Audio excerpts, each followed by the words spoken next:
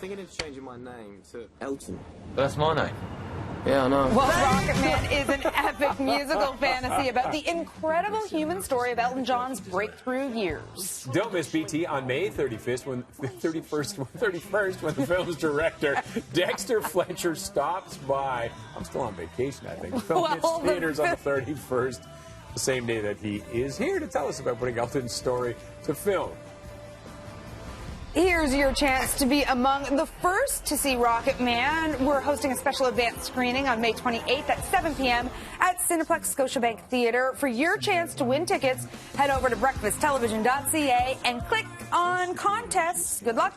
I am looking forward to that one. Yes, it'll be interesting because you know you're going to get the comparisons, of course, to the Queen. Bohemian Rhapsody. Bohemian Rhapsody. So we'll see what happens with it. And it has an R rating right now. Yeah, well, I mean, Elton John's life story is complicated. A bit R-rated. Yeah, definitely. At times. It's not easy. Somebody else who's known for being R-rated is making headlines again. Cardi B, of course, she's a fantastic rapper, a really great talent. Yeah. And she's canceling some shows. Because of plastic surgery. Plastic surgery. Do they still call it plastic surgery? I think so. I mean, she's come out and said she had liposuction and that due to recovery, she can't be in those outfits and those tight clothes. Recovery after liposuction is actually a long process. Yeah.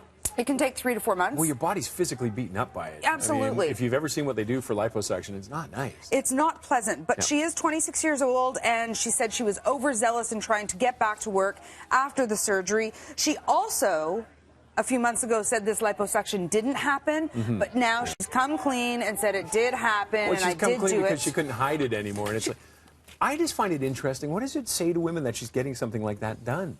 I think that says that the world is full of pressure, and when you're a celebrity and you have to wear certain outfits and so much of your worth is put on how you look, even at 26 years old after having a baby. I still think in this day and age, you should be able to be yourself. Shoulda, woulda, coulda. I agree with you, but I'm not a big fan of it. I agree with you, but it's not the way the world is working right now. I want the world to change. But I think that it's great that she was honest about it, and that younger girls aren't looking at that and not realizing that you can get that just by going to the gym. By magically disappearing. Georgia is finally seeing some, or actually quite quickly seeing some fallout from their anti-abortion legislation that was signed into law earlier this month. Two shows have pulled out of shooting in Georgia. The Power director, Reed Morano, who won an Emmy for The Handmaid's Tale, she said that, nope, she thought it was wrong to continue a project in Georgia in light of the bill.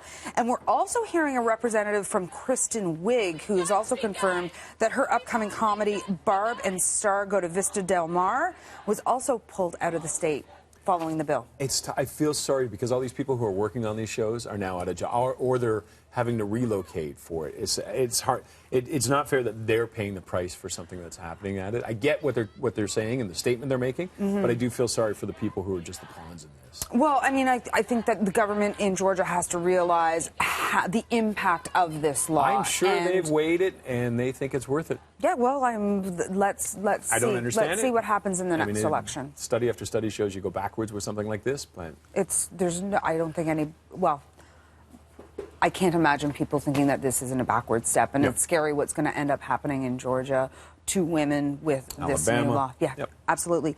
On to some brighter and handsomer news. Holy cow! Handsomer news. Handsomer news. Brad Pitt and Leonardo DiCaprio together.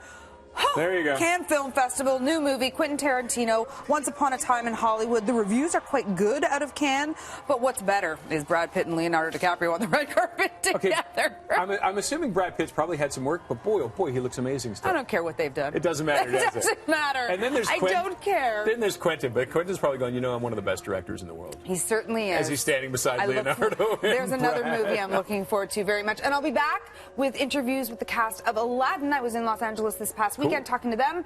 And we'll have that in just a few minutes. Well, half an hour. Beautiful. Let's head upstairs and Mel.